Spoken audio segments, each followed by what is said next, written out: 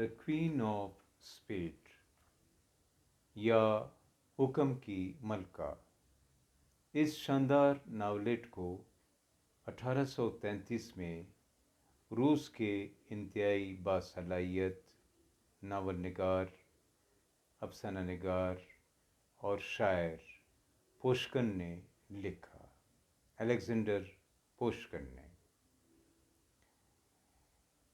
اس کہانی میں پوشکن نے انتہائی خوفناک طنز کا، سٹائر کا اظہار کیا ہوا ہے اور روس کی اس سوسائٹی کو جو اس وقت روس میں بادشاہ کے قریب رہتی تھی، اس کو اپنے سخت طنز کا نشانہ بنایا ہوا ہے. کہتے ہیں کہ اس کہانی میں یا اس ناولٹ میں رومانٹسزم اور ریئلزم کو مکس کر کے بتایا گیا ہے. اس ناولٹ کی ابتدا ہی بہت سحر انگیز انداز میں ہوتی ہے. رات کا وقت ہے، ماسکو کا شہر ہے اور صبح 5 بجے تک ایک بہت ہی امیر و کبیر شخص کے گھر میں جوا ہو رہا ہے. 5 بجے کے بعد یہ جوا ختم ہو جاتا ہے اور اس کے بعد کھانا دیا جاتا ہے، ڈنر. لیکن اس میں ہم دیکھتے ہیں کہ وہ لوگ بہت خوش ہیں جنہوں نے جوا جیتا ہوا ہے، لیکن وہ لوگ بہت ناراض ہیں، سخت غمزدہ اور رنجیدہ ہیں جنہوں نے اپنا جوا ہارا ہوا ہے.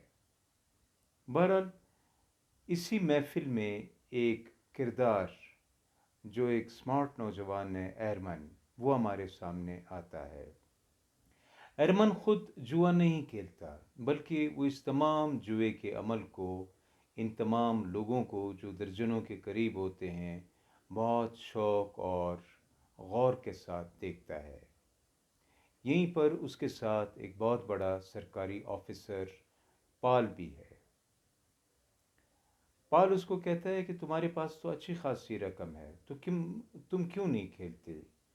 تو ایرمن اس کو کہتا ہے کہ میں فی الحال اس گیم کو دیکھ رہا ہوں، جب مجھے اس گیم کا کھیلنا آ گیا تب میں کھیلوں گا. تو پال کہتا ہے کہ یہ گیم جو ہے کوئی ایسی گیم نہیں جس میں تم اپنی ذہانت دکھاؤ، جس میں اپنا فن دکھاؤ، بلکہ یہ تو ایسا گیم ہے کہ اگر تم جادو کا ایک ٹرک سیکھ لو تو تم بہت بڑی دولت جیت لو گے. تو ہرمن پوچھتا ہے کہ کس طرح؟ تو پال مسکرا کر کہتا ہے کہ اس ٹرک کی وجہ سے اس کی دادی کاؤنٹس بہت بڑی دولت جیت گئی تھی اور اس نے بہت زیادہ جائیداد اس رقم سے بنا لی تھی. تو وہ پوچھتا ہے کہ کیسے، ذرا مجھے تو بتاؤ. وہ کہتا ہے مجھے تو نہیں معلوم، لیکن میری دادی کاؤنٹس جو ابھی بھی زندہ ہے اور 80 اور 90 سال کی ہے، وہ تمہیں بتا سکتی ہے. بہرحال یہ رات گزر جاتی ہے. اب ایرمن کو یہ نشہ چڑھتا ہے کہ وہ ضرور اس منتر کو یا اس گیم کو جس میں ٹرک چلتا ہے سیکھے گا اور اس سے اپنے لیے بہت بڑی دولت کما لے گا. پیسے تو اس کے پاس ہے لگانے کے لیے. تو بہرحال وہ کوشش کرتا ہے اور کسی نہ کسی طریقے سے پال کی دادی کاؤنٹس کو ڈھونڈ لیتا ہے. اب یہاں ہم دیکھتے ہیں کہ کاؤنٹس کی ایک انتہائی خوبصورت پوتی بھی ہے جس کو ایرمن کسی نہ کسی طریقے سے اپنی دوست بنا لیتا ہے اور پھر اس پوتی کے ذریعے وہ اس بڑھیا تک پہنچ جاتا ہے. اب بڑھیا کے محل میں اس کا آنا جانا شروع ہو جاتا ہے. ایک رات جب پوتی اس کمرے میں نہیں ہوتی، وہ جب کاؤنٹس کے پاس بیٹھا ہوتا ہے، وہ اچانک پسٹل نکال لیتا ہے اور کاؤنٹس کو کہتا ہے کہ تم نے جو دولت جیتی تو یہ تم نے ایک جادوگر سے سیکھی، ایک ایسے شخص سے جس کو جادو کا عمل آتا تھا، اب تم یہ گیم جو ہے مجھے سکھاؤ گی۔ لیکن کاؤنٹس کہتی ہے کہ مجھے تو کوئی گیم نہیں آتا۔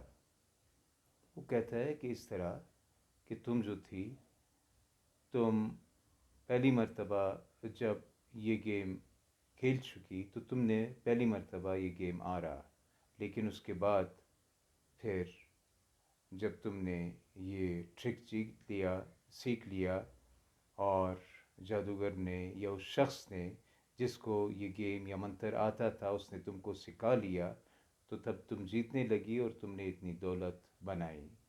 لیکن کاؤنٹس کہتی ہے کہ نہیں، مجھے اس طرح کی کوئی گیم نہیں آتی۔ وہ مسلسل انکار کرتی ہے اور یہ پستول لے کر اس بوڑھی عورت کو ڈراتا رہتا ہے ہرمن۔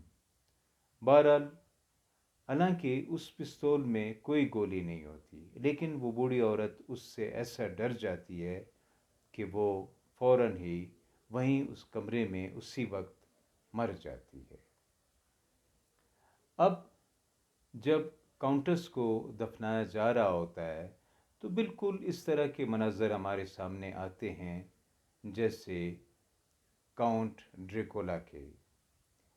اس میں ہم دیکھتے ہیں کہ وہ کاؤنٹس جو ہے وہ ایرمن کو اس طرح دیکھ رہی ہے جیسے وہ سخت غصے میں ہو اور اس سے اپنا انتقام لینا چاہ رہی ہو۔ بہرحال کاؤنٹس کو جب دفن کیا جاتا ہے تو اس کے بعد ایرمن سوچتا رہ جاتا ہے کہ اس نے مجھے کیوں غور سے دیکھا۔ اب مرنے کے بعد یہ ہوتا ہے کہ اچانک ایک دن اس کے سامنے کاؤنٹس کا بھوت جو ہے وہ آتا ہے۔ اب وہ ڈر تو جاتا ہے، لیکن کاؤنٹس کہتی ہے کہ میں تم کو وہ منتر جو میں نے اپنی زندگی میں نہیں سکھائی میں سکھاؤں گی، لیکن ایک شرط پر کہ تم میری پوتی کے ساتھ شادی کرو گے۔ جو ایرمن ہوتا ہے وہ کہتا ہے میں بالکل کروں گا۔ یوں وہ منتر اس کو یا وہ گیم اس کو سکھا دیتی ہے۔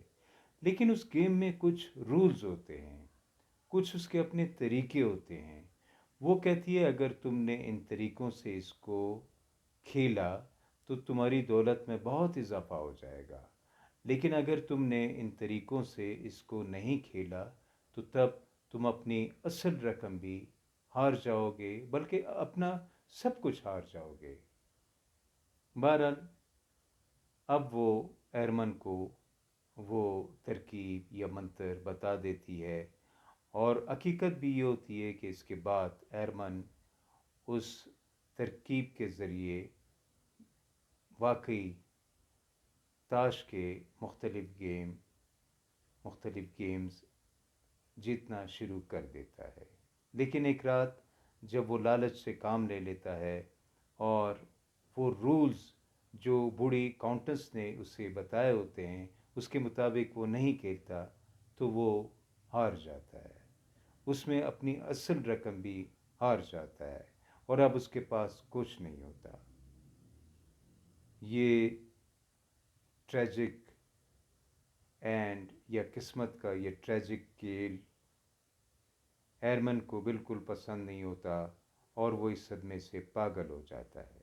بہرحال کاؤنٹس کی پوتی کسی دوسرے جاننے والے کے ساتھ شادی کر لیتی ہے، لیکن ایرمن آخر تک اس کہانی یا ناولٹ میں پاگل رہتا ہے۔ اب اگر ہم اس کہانی کا تجزیہ کریں گے تو سب سے پہلے پوشکن کی شخصیت ہمارے سامنے آئے گی۔ الیگزینڈر پوشکن کو روس کی آزادی کا شاعر کہا جاتا ہے۔ یہ روس کا وہ پہلا ادیب تھا جس نے زار کے خلاف آواز اٹھائی، جو زار کے خلاف اتنا خوفناک طنز لکھتا تھا، اتنی خوفناک تحریریں تھی اس کی کہ زار خود اس کی تحریروں کو دیکھتا، ان کو سنسر کرتا، اور پھر جب زار سنسر کر لیتا تب پوشکن کی تحریریں چھپتی۔ تو اس میں بھی پوشکن نے آئرنی دکھائی ہے، طنز دکھایا ہے۔ وہ کہتا ہے کہ خدا کی پناہ دیکھو، روس کے دولت مند لوگ جو انتہائی تعلیم یافتہ ہے، ان کی پہنچ سوئٹزرلینڈ اور فرانس تک ہوتی ہے، وہ سخت قوم پرستی کا شکار ہیں، وہ جادو پر یقین رکھتے ہیں، اسی لیے تو ایرمن برباد ہو جاتا ہے۔ یوں ان کا یہ ناول جو اس وقت دنیا کے تقریباً بہت ساری تعلیمی یونیورسٹیز میں پڑھایا جاتا ہے، اور جو ایک نمائندہ حیثیت کا حامل ہے، یہ ایک بھرپور طنز کو لیے ہوئے ہمارے سامنے آتا ہے، اور ہم اس کو روس کی نمائندہ کتاب یا ناولٹ یا ناول یا کہانی کہہ سکتے ہیں۔ اور پوشکن نے واقعی کمال کی تحریر لکھی تھی، اور آج بھی اس ناول کو بڑی تعداد میں پڑھا جاتا ہے۔ Thank you.